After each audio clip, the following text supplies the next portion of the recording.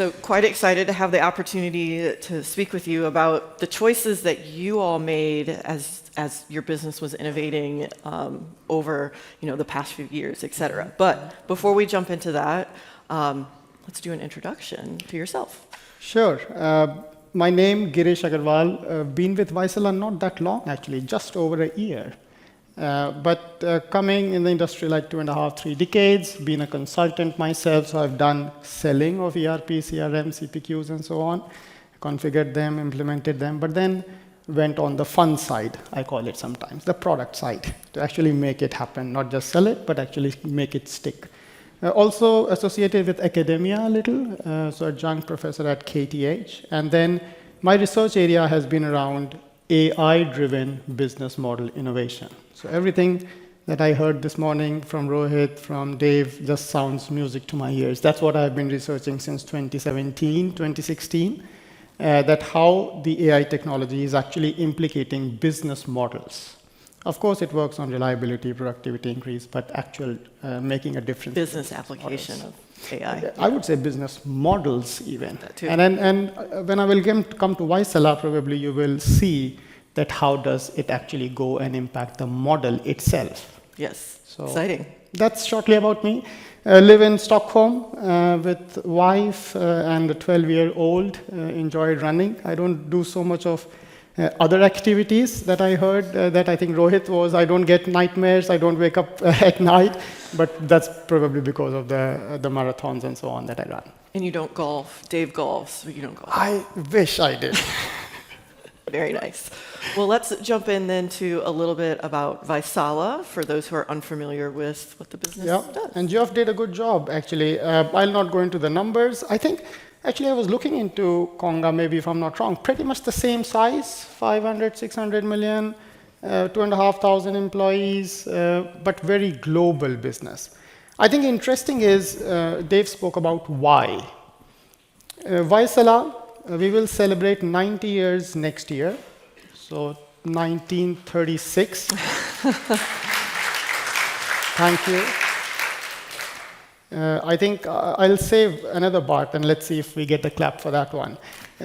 90 years next year, family owned originally, but now it's a stock-listed company. I think one of the reasons why I was so fascinated and I joined Vaisala was the why, the purpose. The purpose of the company is taking every measure for the planet. And we stand by that. And we are, and how do we stand by that are the 3 business areas that you see on the top. We are in mission critical applications when it comes to the industrial measurement sections. So battery manufacturing, for example, data centers, we're talking about incubators, pharma, and I can go on and on and on. So all the mission critical places where you need to measure. It can be anything, humidity, temperature, CO2, O2. We are in energy in grids, which are critical. We have transformers, they have oil. You have to measure the content of oxygen in the oil, for example. So very, very mission critical applications in industrial measurements. Very product oriented business.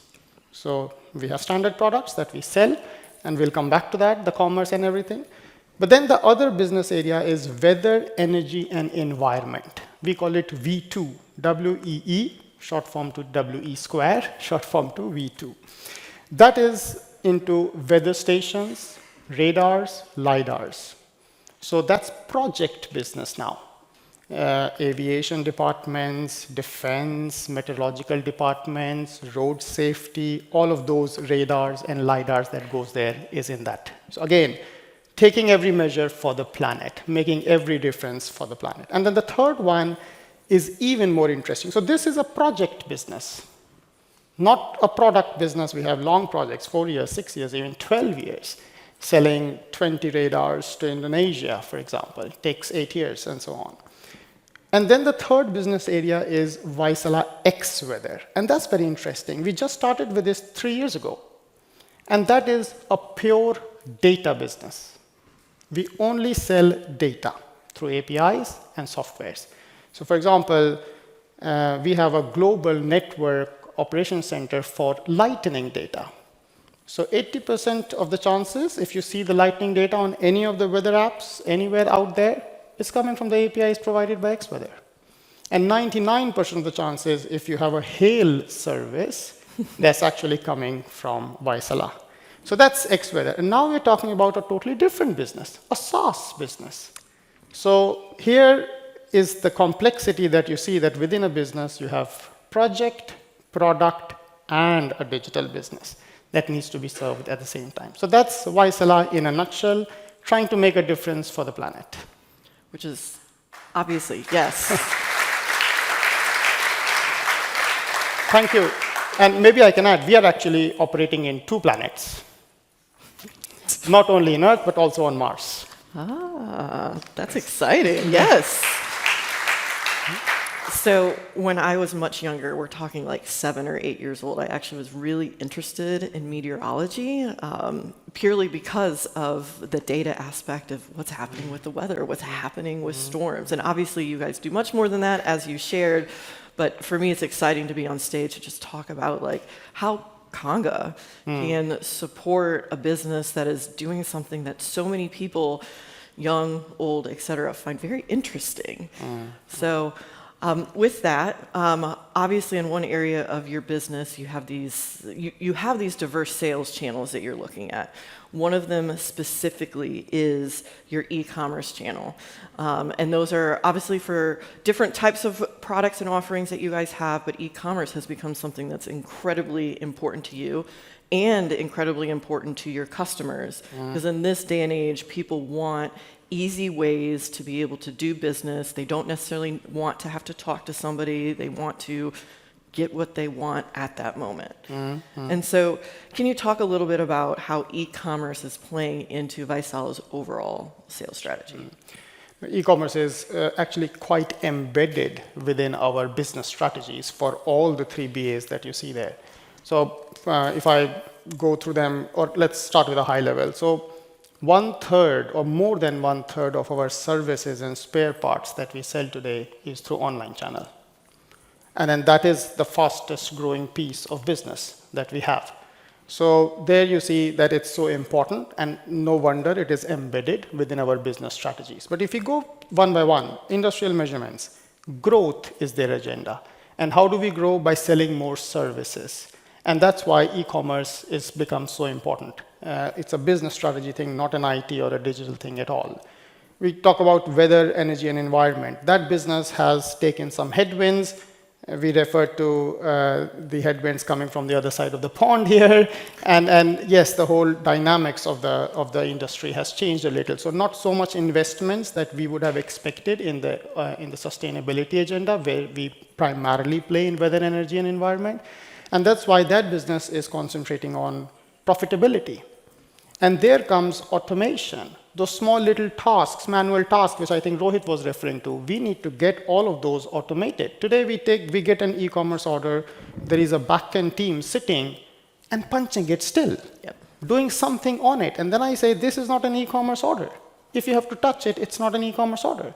So doing all of those automations, spare parts sales is a big thing, which is growing in weather, energy, environment. So that's why it's core embedded, the whole commerce part there.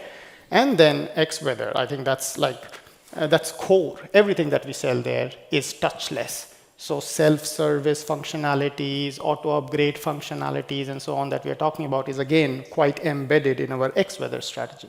And then on top of that, we have to provide a unified customer journey and experience across all of this with a Vaisala experience. Of course. So I would say it's a core part. Our commercial excellence is one of the core initiatives for the whole group, for the whole company. And that's why our commerce strategy is quite embedded and important. I mean, and that makes a lot of sense to have that unified, consistent experience for your customers across all the offerings that you all have. Exactly. So as you know, we've heard a lot of the speakers speaking about choice and the importance of choice for you as a business. Recently, you all made the choice to move to the Conga Advantage Platform to help in the e-commerce space. And so talk to us a little bit about what was the core job to be done as you made that shift to the Conga Advantage platform? I'm just thinking that, let's start with a high level and then let's try to go more specific of what we really wanted to do. I think the vision with that entire work was that how can we provide a foundational platform for the commerce strategy to accelerate for our business. So that was the core foundation. And then, of course, the first few steps was to get into this Advantage platform, and there were many other business activities, capability building things that started. But then what does that tangibly mean? So let's go a step deeper. So then we had challenges. We had challenges from performance standpoint, security standpoint, go-to-market slowness that we faced. We buy companies, mergers and acquisitions is happening all the time. We have to launch new markets where we go, and how much time do we take to go there? So that was a challenge. And then lastly, even our business processes.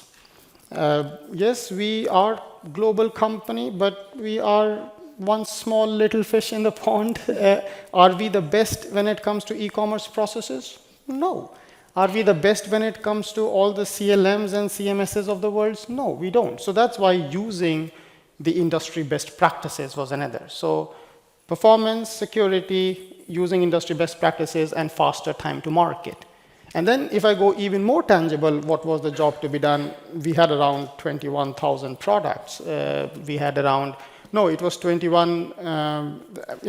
13 price lists, 129 countries, and so many things that we wanted to have the performance, the security, and industry best practices into. So that was the overall idea. Yes, that makes a lot of sense, and obviously a big challenge to solve as you think about just the complexity of your business holistically. Exactly. So I know you mentioned you guys have entered into additional markets. That's just a part of your all's overall strategy, just to make more impact for the planet, et cetera. But one of the things that you also alluded to earlier was the fact that, yes, these things are business imperatives, but IT can be an accelerator for that, which is an awesome way to think about how IT is supporting the business. And so if you could talk a little bit about how has the Conga Advantage platform helped you as a leader support your business in that regard? That's a good question because, and if I take a step back, as I said, I joined Vaisala about a year ago. And when I joined, I've always been a bit allergic to the fact that when digital and IT teams are considered as support organizations. And I always say, if we are just support, then okay, let's get our ERP down for a day and let's see. It's a life support. It's not just a support. But then I would say I take a bit of a punch on my face as well there, that okay, how do we then become a partner with business? So that's why I always say it's not only a support, but we enable business, and then we actually accelerate business as well. And then we show them in our programs, in our strategy execution. So coming back then to your question, how did we do that with Conga? Support. We provided the flexibility. We chose a headless, composable architecture, which gave the flexibility. How? For example, we are now working on Vaisala digital platform. So we have products in all of these 3 BAs that you see there.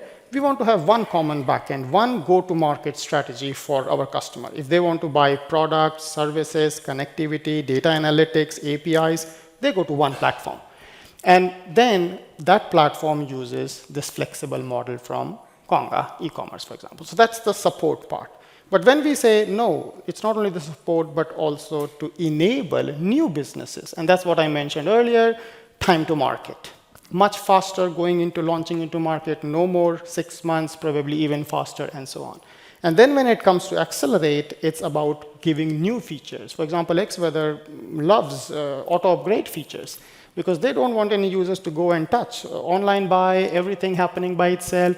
So really embedding all the platforms, all the technologies that we are using into this whole framework of support, enablement, and accelerate. So one fine day, thanks for the news of Amy, we have an internal tool called Taika, which is Taika in Finnish means magic. And And what we have done with that is that it is integrated with all the data sources that we have in the company internally, and then interfacing to all our employees as an agent. I would love our Taika to talk to Amy one day really soon, so that really getting those integrations end-to-end, which ultimately will give advantage to our customers.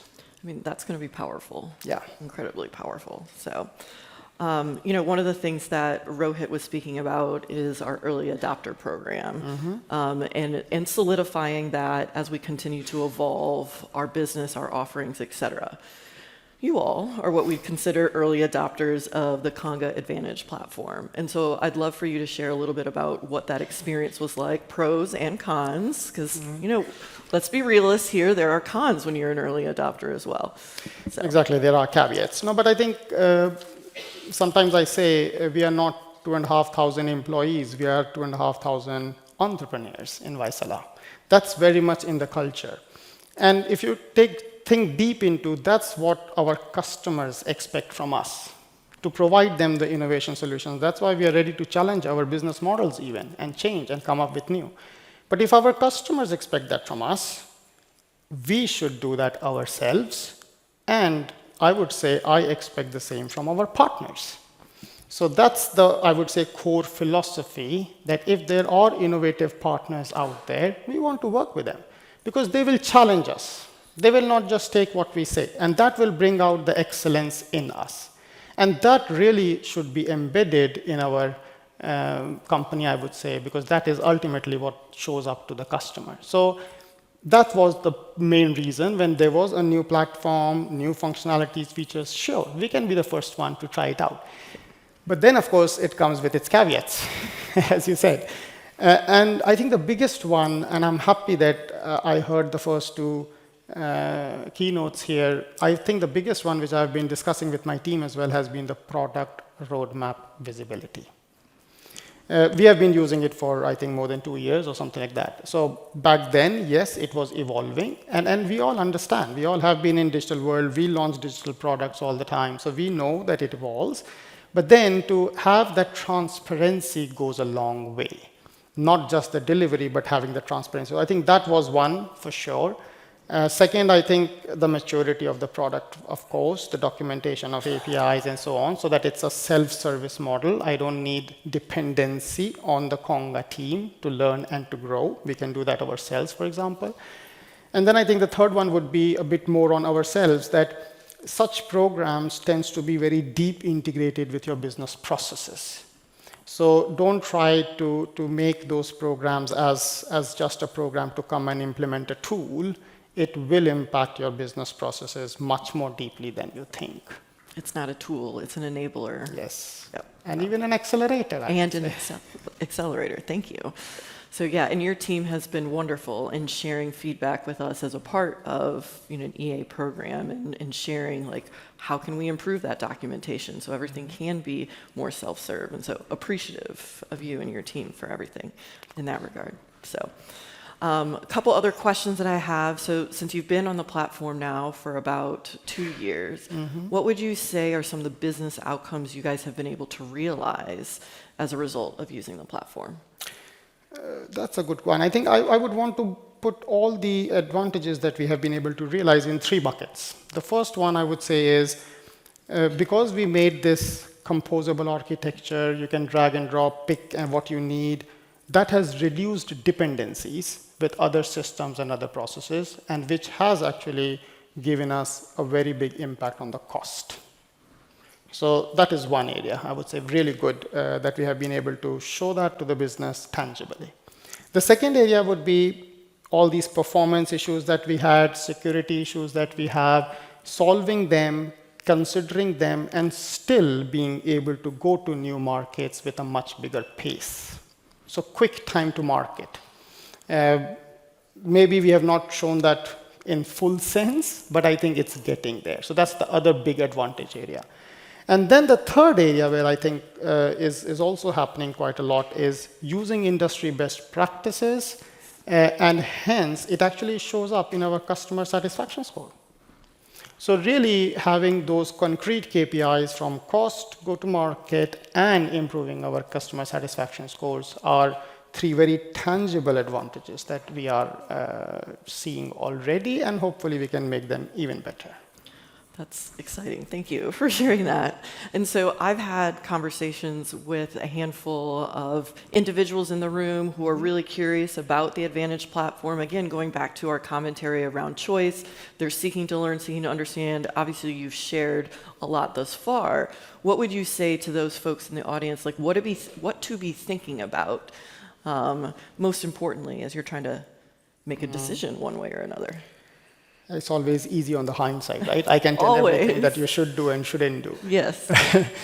No, but I think I would say that don't be shy, be bold, take the big step. Sometimes it's okay to start with a clean slate. We always are very fearful of the dead investments that we do, or no, it will be a big change. Actually, the world has changed, and so is the business environment a lot. They are much more resilient to change than it was before, than what we think it is.